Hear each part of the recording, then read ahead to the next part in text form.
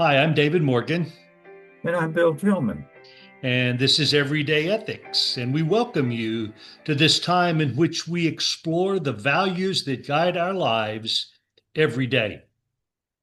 Today, we're going to be looking at the concept of place, one of the factors that both inform our character and shape who the way we are.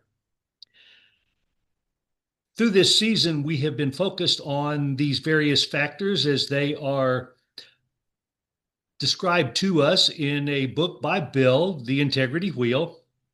In that book, Bill uses the wheel as an associative device and illustration of various factors. We've looked at in earlier episodes the significance and the foundation and the hub of character being worship. We have talked about the calling as individual Christians, both to Christian vocational service and the service of any Christian. We have talked about heroes and heroines. We have talked about memory and hope in our last session. And today we will move on into the concept, the notion of place. After the last session ended, I began to think about memory and hope more so. One of the things that I had experienced as I was preparing even for that episode was the fact that it was the most difficult episode that I've had to prepare for. It just seemed hard to get a grasp of what we were going to talk about, hard to feel comfortable in conversations about that. And it dawned on me that perhaps I want to talk about people and places. Yeah. And that helped. When I shared that with you, Bill, you talked about how that, well, tell us about how you put that in the book in the order that you did. Um, well, it was probably both a conscious and not so conscious dynamic, David. As I've said in some of these other episodes, the wheel idea was something that I used doing classroom work, an associative device, to use that word, for students to visualize um, these experiences. With memory hope, it probably grew out of giving attention to heroes and heroines. Um, because, and you'll remember that episode, we used some things out of the Old Testament as examples, biblical examples. And that gave me the thought, okay, where in the New Testament are these kind of ideas? And there I ended up in Hebrews 11, um, where examples of people in the history of the Judeo tradition were listed. And there was a faith genealogy that matched to a great extent to the genealogies in the Old Testament, and that most people bypass. But when I did that in classroom work, there was also the occasion I could bounce back to the heroes and heroines. There are interfaces among these dynamics. In real life, that's the way it happens. And the memory hope dynamic in the Old Testament, New Testament, and we're going to talk about some of these, Right? happened in specific locations. So the connection there of an almost intangible concept does have physical kinds of connections. But that's the way that evolved, the order of the book. And here we are at places today. Right. And thank you. We were talking the other day, you and I, about stories, novels, even Yeah, movies. yeah, And one of the things that we mentioned was that good stories will generally start with place, yeah. time, even Yeah. persons. And as I was Yeah. thinking about this, one of the perhaps most enduring series of movies, characters in, I was going to say recent years, but they are far longer than that, is the Star Wars saga Oh, that yeah. began a long time ago in a galaxy far, far away. There you are. And in the classes I've had in Old Testament, sometimes I feel that my students think that when we begin to talk about the places in Israel, in Palestine, were written in a long time ago in a galaxy far, far away. And one of the things I have tried to do is to help them understand that when God began to speak, God spoke to individuals in a specific time and a specific place. It was Right. not some spiritual revelation, but it was rooted in who we are and where we are. Yeah. And when Yeah. God began to speak specifically to humanity, God called Abraham one person. And central to the promise that God made to Abraham was, I'm going to take you to a land that will be yours. And there were false starts and stops, but ultimately Abraham settled in Canaan. And then the story moves from Abraham to the time of his death, or time of Sarah's death, actually, and he Yeah. needs a burial plot. Right. And so he purchases a burial plot. He actually has a piece of land, and he is buried, and Sarah's buried, Abram's buried. Later, Jacob is buried in the same place. Jacob is taken back to the home place to be buried. Right. From that, we move on to the promised land that God gave to the Israelites, a land that was theirs for several hundred years before violation of the covenant with Yahweh caused them to be sent into exile. But even in exile, as the prophet spoke to them, it was a sense of when the time has passed, when you have returned back to God, you will return back to the land that I gave you, that I have promised you. And that notion of land and place even continues into the New Testament. And I know you have talked about that in your book as well. Oh, oh, you want me to jump in there? I want you to talk about the New Testament. Okay. I'm an Old Testament teacher. Well, yeah. And for people that are listening or watching this, um, some of them will probably be Bible readers. They probably know that in most copies of Scripture, there are maps somewhere, the very middle or at the very end. And it could be a rather educational exercise if they look at, the world that Jesus and the apostles moved in. Um, and that's an interesting part, back to what you began with, how four gospel writers um, offered and put into their reports, basically, on Jesus' life, very specific locations and things that happened in those locations.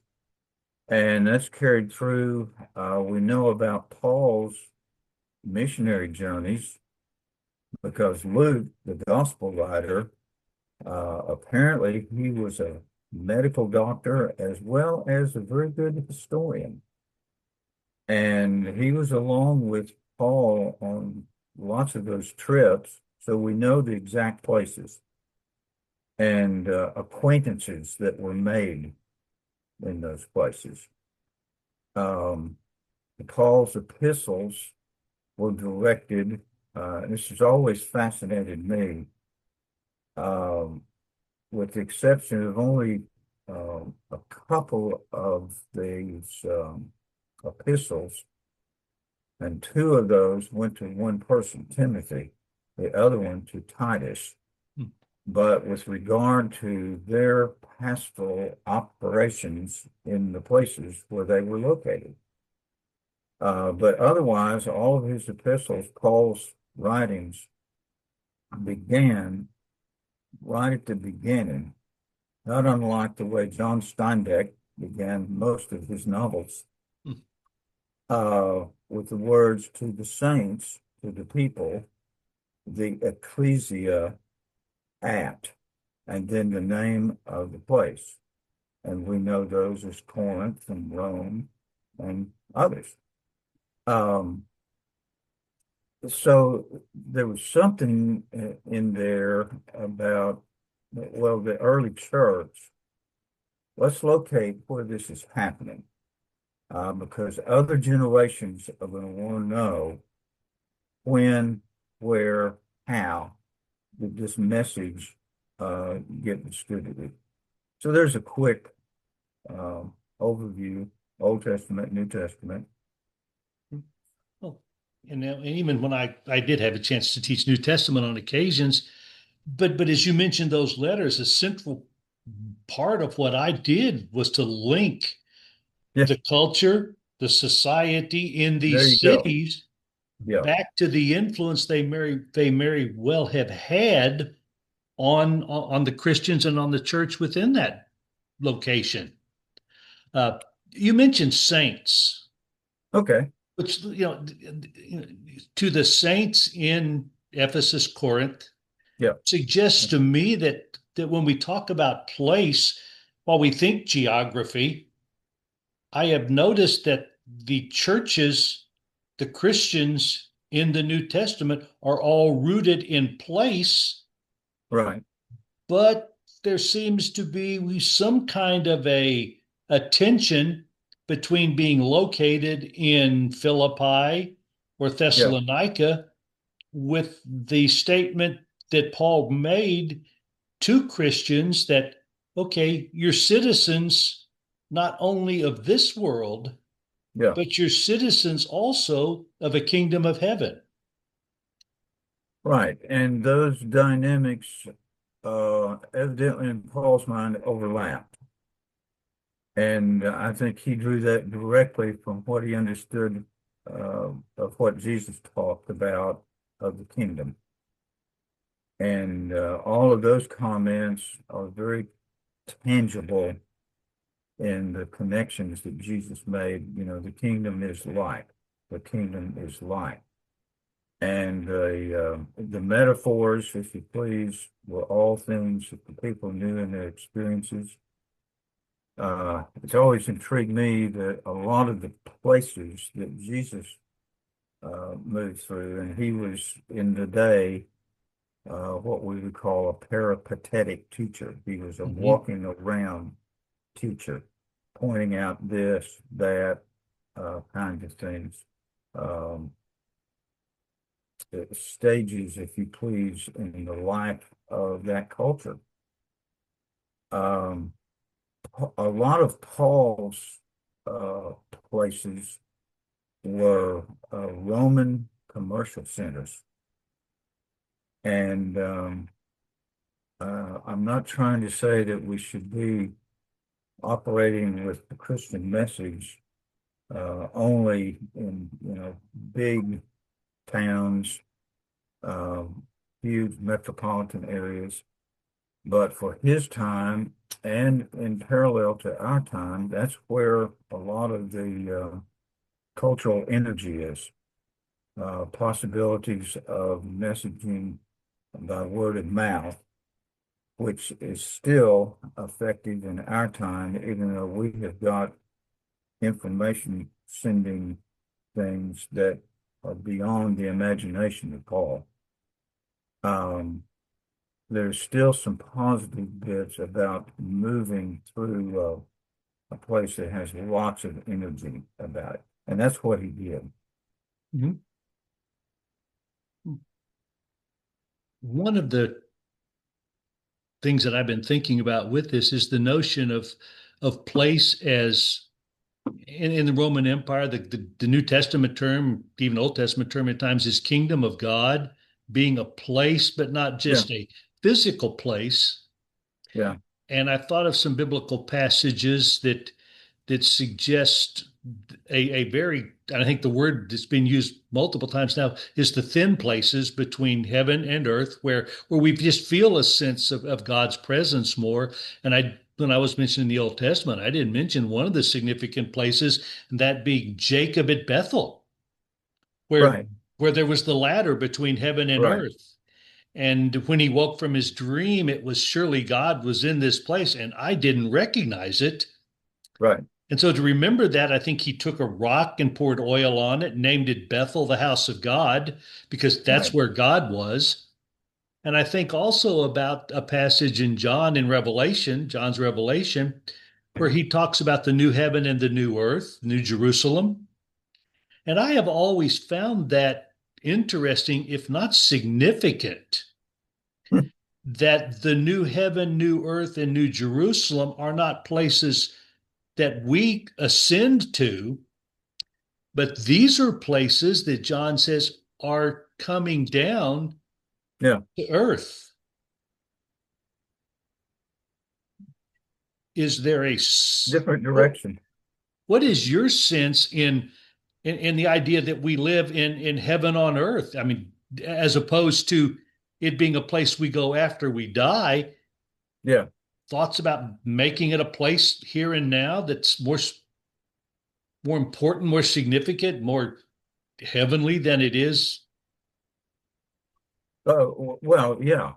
Um, that there's been a whole lot of conversation, and a lot of this developed in the Middle Ages and on about heaven and hell.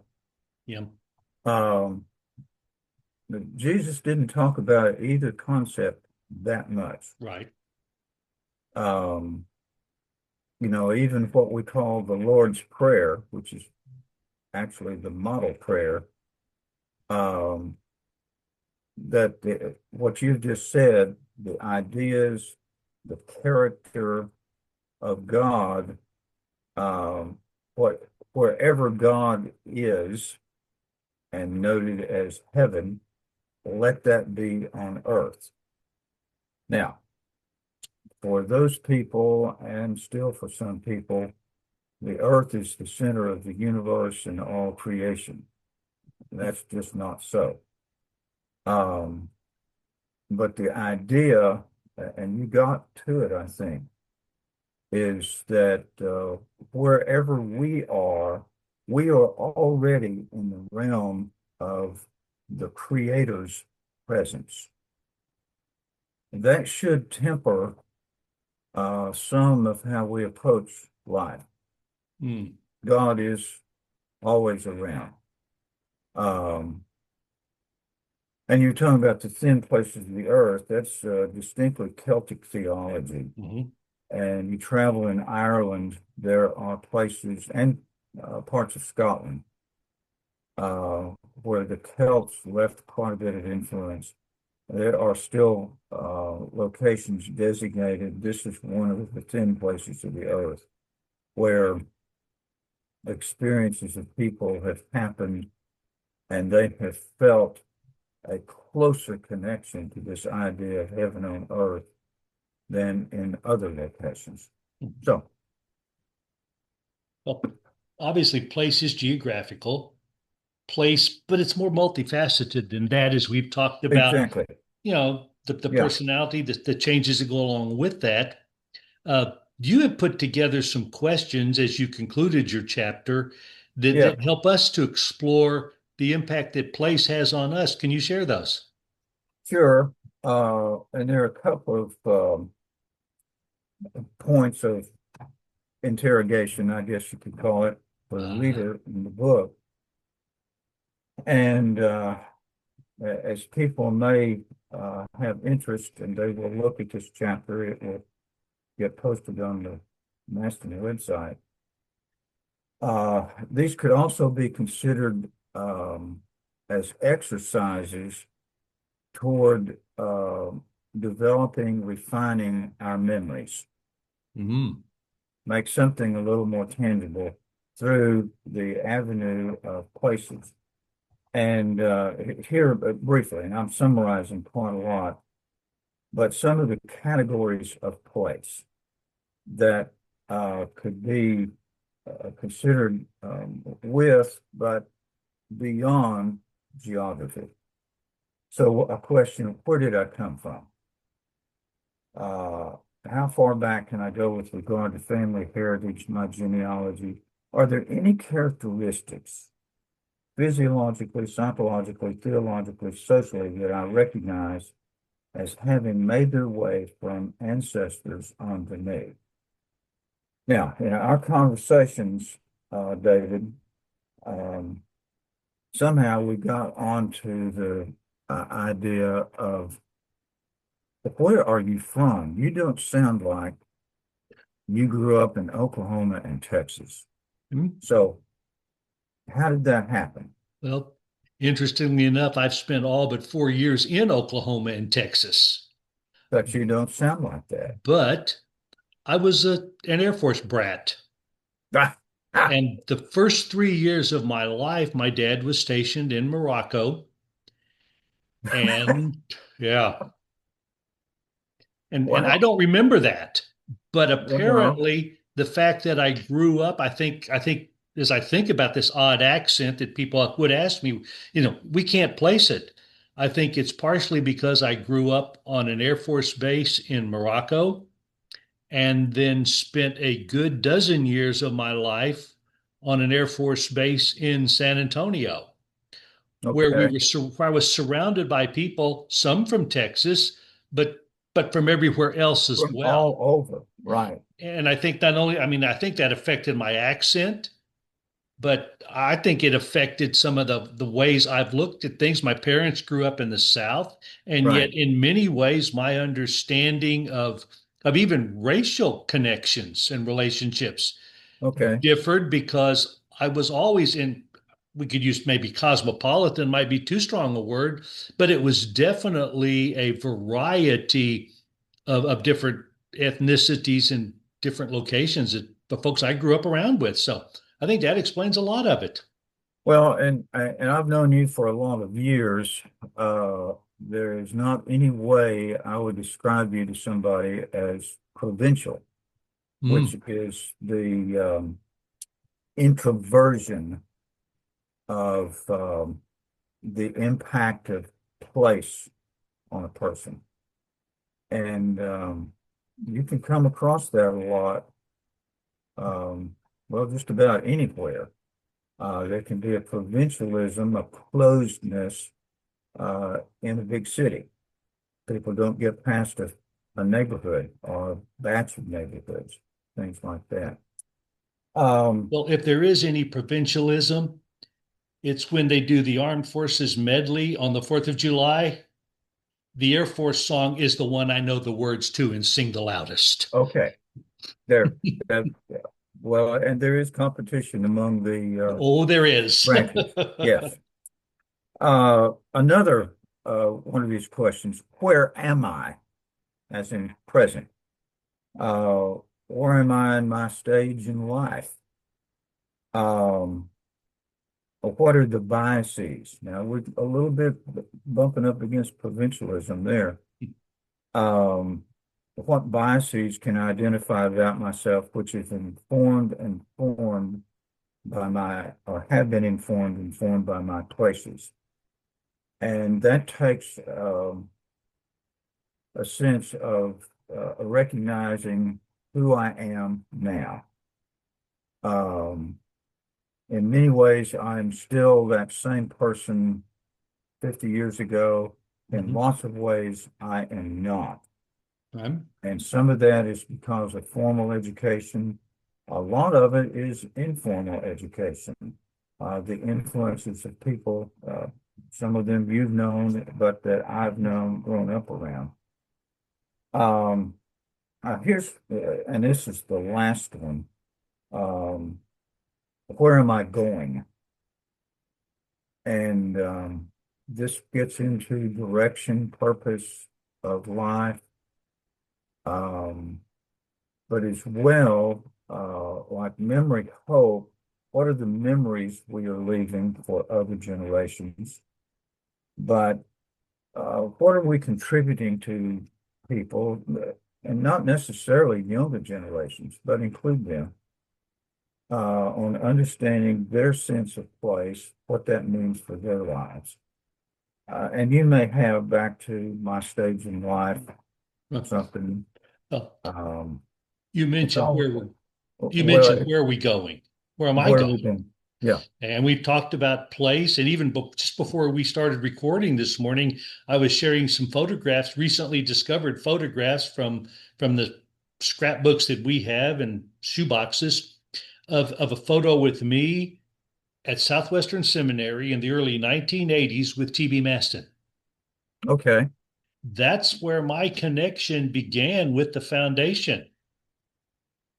Okay. And it is continued through the years. So when you ask where I'm going and the influences of the past, meeting T.B. Maston, being a part of the ethics department that he had established and created, Yeah. has placed me right where I am today, and really is a central motivating factor in my accepting the invitation to be executive director of the foundation, Right. and to continue to create and shape the foundation into a center, a place where we can continue to make a difference in shaping the character and formation of others in our society as we continue to work in our lives.